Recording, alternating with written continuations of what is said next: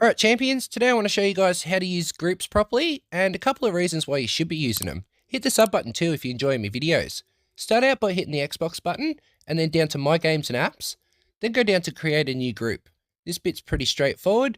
We're going to call this Games because we're putting games in it. Name yours whatever you want.